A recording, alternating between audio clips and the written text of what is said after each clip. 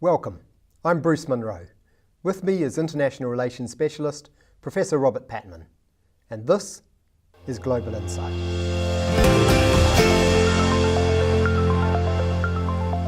Worldwide, all eyes are on the United States and China. But Professor Patman believes that Japan is still an important player. Welcome, Robert. Morning, Bruce. You're just back from a visit to Japan. Yeah.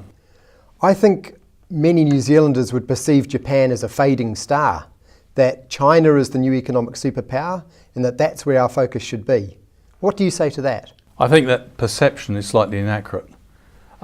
Sure, the Chinese economy has grown massively in the last 3 decades, and we have plugged into that growth, and to good effect. We became the first country to have first Western-orientated country to have a free trade agreement with China. It's worked well. But we shouldn't forget about Japan. Japan's the 3rd largest economy in the world. It's a liberal democracy. We share quite a lot in common with Japan politically. And I think both countries, there are signs in the last 12 months, both countries are looking to deepen the relationship between themselves. On the Japanese side, that's certainly true. A document came out in the Japanese government in December saying that they need to deepen the relationship, improve the relationship with New Zealand. And on the New Zealand side, the same has also occurred through government documents. So I think both countries are reassessing the relationship positively. And I think one of the catalysts for that is the successfully completed Comprehensive Progressive Trans-Pacific Partnership, in which some of the trade irritations of the relationship have now been removed because they are in this, tariff-free zone. How is Japan responding to what's going on between the United States and China? I think the Japanese response is nuanced. On the one hand, Mr. Abe, the Japanese Prime Minister, has worked hard to cultivate his personal relationship with Mr. Trump. And the American relationship is crucial to Japan because it sees its major security threat as China.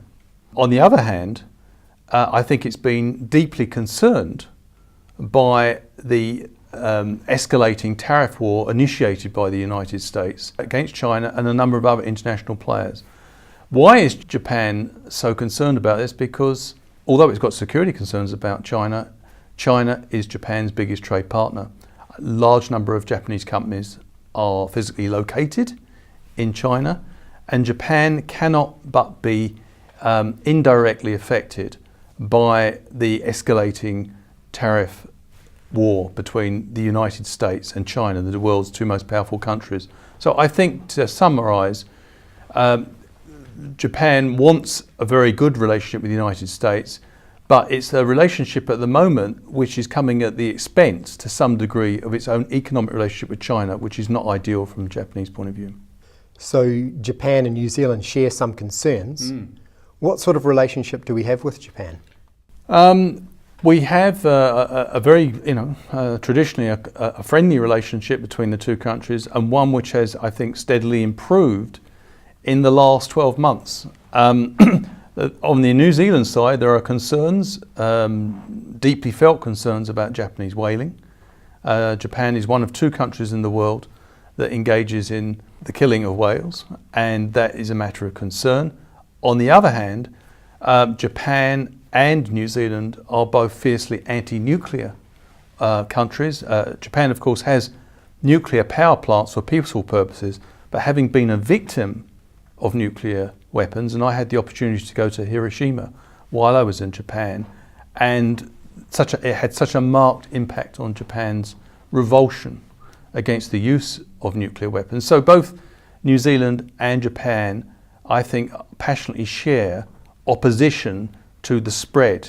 Indeed, both favour the abolition of nuclear weapons. They are both liberal democracies.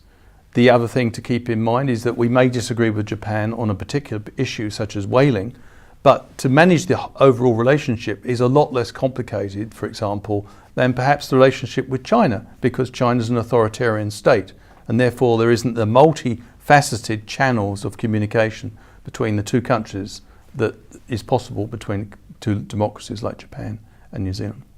So from what you've seen during your visit, what should New Zealand be doing about its relationship with Japan now? I think from an ideal point of view, New Zealand doesn't want to improve its relationship at the expense of its relationship with China or the United States. I mean, from our point of view, we want a win-win situation where we maximise gains with everyone. I do think it's strategically important for New Zealand to deepen its relationship with Japan. Both are liberal democracies, and although the Japanese policymakers I spoke to and also the Japanese scholars I spoke to didn't explicitly mention this, like New Zealand, they're very concerned about the challenges to the international rules-based system.